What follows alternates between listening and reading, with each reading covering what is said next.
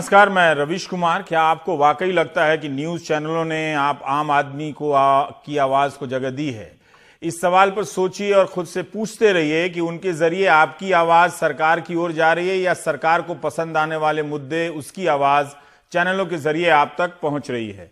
इस फर्क को समझ लेने से ही हम और आप देख पाएंगे कि जब आप अपने मुद्दे लेकर सड़कों पर आते हैं तो ज्यादातर मामलों में चैनल वहां से चले जाते हैं, जैसे आप ही अपनी परेशानियों के कारण हो, सरकार या उसकी नीति नहीं। न्यूज चैनलों ने आपको अभ्यास के जरिए बदल दिया है। बड़ी आसानी से सूचनाओं और सवालों को गायब कर दिया गया है। आप चैनल बदल कर देखिए, अनाप शनाप तरीके से उन्माद फैलाए जा रहे हैं। राजनीतिक एजेंडे के साथ कदम ताल करना सिखाया जा रहा है आपको। बहुत से लोग सीख भी रहे हैं। इस प्रक्रिया में हो यह रहा है कि आम आदमी अपनी तकलीफों के साथ मीडिया के इस स्पेस से ही गायब कर दिया गया है। इसे आप आसानी से समझ सकते हैं एक उदाहरण से कि 11 लाख आदिवासियों को उनकी जमीन से बेदखल करने का आदेश आया। क्या यह स्टोरी चैनलों की दुनिया से गायब नहीं हो गई? 900 चैनलों में से 2-4 पर आई गई होगी तो उस पर ध्यान ना दें।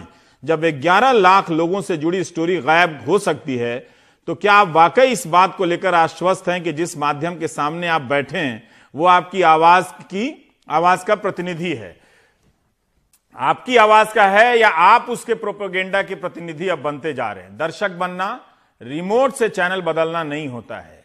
यह खबर उन लोगों के लिए नहीं है जो पेंशन नहीं चाहते हैं, मगर ये लोग पेंशन के लिए आए हैं। अचानक कुछ हुआ है। 2004 से पुरानी पेंशन व्यवस्था खत्म कर दी गई।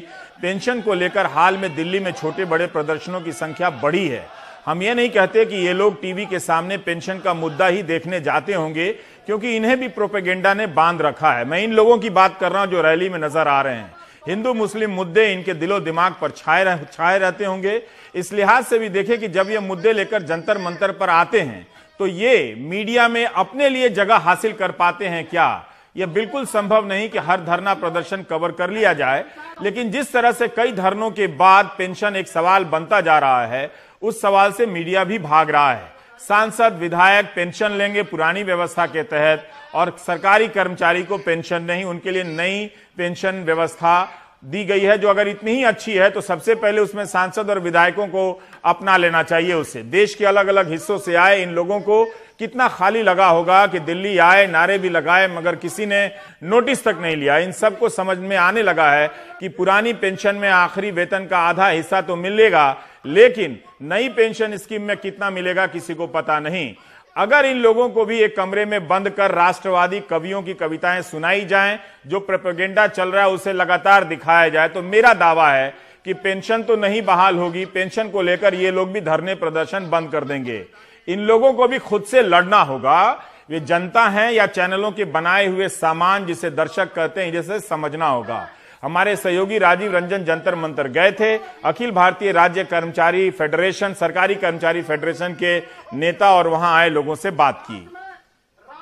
हम वही मांग करें, क्योंकि नेता तो करता धरता है ना, वो फैसला करना, तनख्वाह बढ़वानी होती है तो थैलियां बजा करके हथेली सर्वसम्मति से बिल पास, और यहाँ चक्कर लगाते, दम मात नहीं करते। हम ये कहें जब नेताओं के ऊपर ये पुरानी पेंशन लागू है, 2-2, 3-3 लाख पेंशन ले रहे हैं, तो सरकारी कर्मचारी जो 30 साल नौकरी करके चला गया उसको पेंशन का अधिकार नहीं है क्या?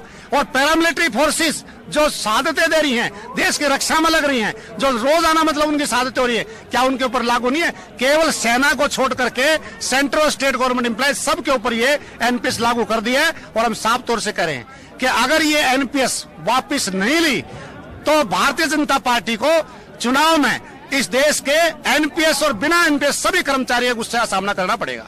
ये जो न्यू पेंशन स्कीम है इस पे विचार करें, और इसको किसी भी सूरत में पूरे देश का कर्मचारी एनपीएस को सहन नहीं कर सकता। वो पुरानी पेंशन बहाली की मांग कर रहा है, और कोई दो राय नहीं, अगर सरकार लागू नहीं करेगी तो इसका खामियाजा बीजेपी की सरकार को भुगतना पड़ेगा। वो हमारी जीवन रेखा है, वो हमारा अधिकार है। सुप्रीम कोर्ट ने भी इस बात को माना है कि कर्मचारी को ये भीख नहीं है, ये कर्मचारी को दिया जाने वाला उसका अधिकार है। जो अपने सेवा काल में वो अर्जित करता है उसी को आप उसके सेवानिवृत्ति के बाद देते हैं। तो इसके लिए हम पूरी तरीके से संकल्प है कि हम इसको लेकर के ही रहेंगे। इसके लिए किसी भी स्तर तक जाना पड़े हम जाएंगे। देश के अंदर जितने भी कच्चे कर्मचारी हैं, आउटसोर्सिंग पर जो कर्मचारी लग रहा है उसको नियमित भर्ती के द्वारा उनको पक्का किया जाए और समान काम समान वेतन लागू किया जाए। पेंशन दुनिया भर में मुद्दा रहा है। मीडिया भले टाल दे मगर लोग इस मुद्दे को लेकर सड़कों पर आ जाते हैं। इनकी मांग थी कि ठेके पर कर्मचारी नहीं रखे जाएं। अब जो ठेके पर रखे गए हैं और जिन्हें पेंशन नहीं मिल रही है, उनकी अंतरात्मा ही बता सकती है कि वोट वे अपने सवाल के आधार पर देंगे या भावुक मुद्दों के आधार पर। अपनी मांगों के लिए धरना प्रदर्शन करने वाले इन लोगों के इम्तिहान का वक्त आ रहा है। यह चुनाव दर्शकों के नागरिक होने का भी चुनाव है। अब देखिए।